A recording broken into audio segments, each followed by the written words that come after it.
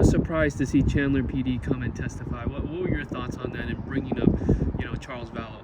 I was surprised as well. We didn't know that was going to be even allowed into this case.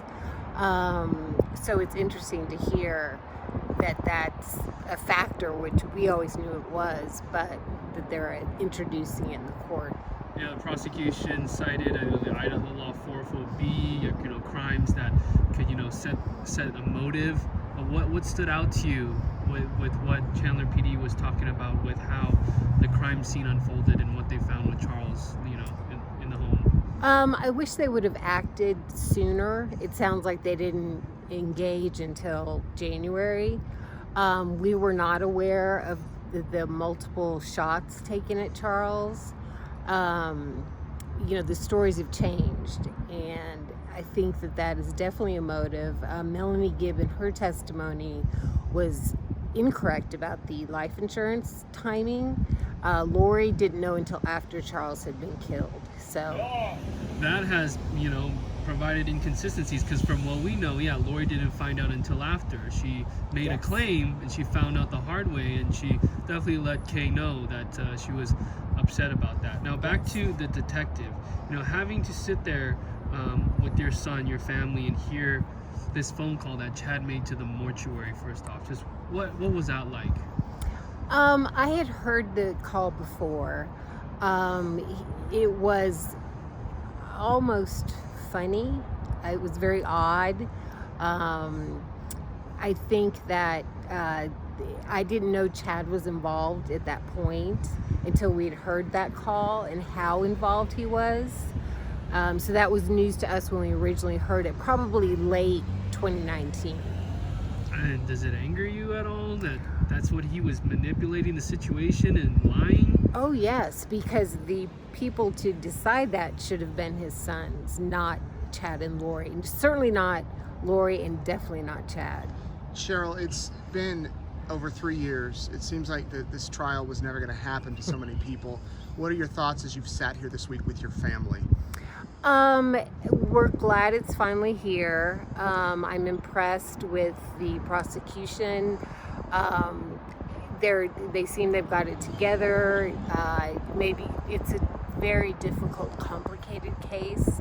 So I can see the time spent on this, and lawyers changing and venues changing, and it's just, we're glad we're here and able to see what's going on and how it goes. What's it like to see Lori?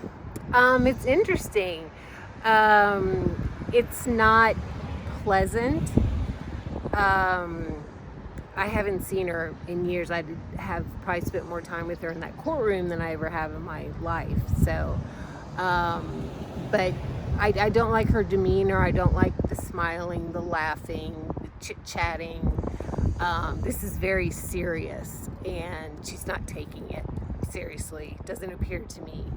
Would you say her demeanor has been very inconsistent, unpredictable throughout this week? I think it's consistent other than the day with the pictures. I think, but I don't, with her, I think it was an act. It's the thinking in her brain that she doesn't have to look at those pictures, but everyone else sitting in that courtroom has to, and she's the cause. So I was glad the judge ruled that she needed to stay in the courtroom.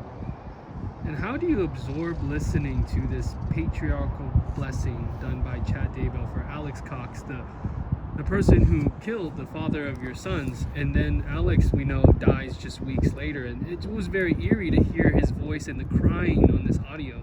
It was, and when Chad said, "You've helped us in so many ways," that just stood out to me. It seems almost like they were giving him his last rites, because he was dead within 2 weeks of that blessing.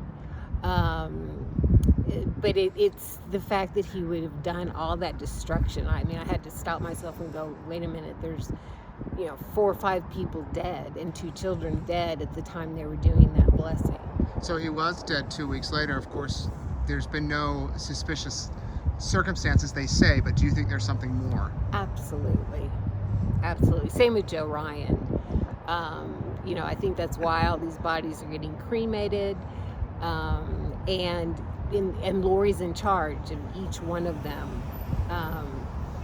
And she takes advantage of it. Are you concerned that they won't be able to prove a conspiracy with Lori, because it doesn't seem like she gets her hands dirty even with this blessing and the phone call? Chad is doing, you know, the deed. I think it was Chad and Alex, but the behavior of Lori when her kids were gone since September, she didn't tell anyone. She covered it up saying they're happy, I know exactly where they are. That tells me a lot.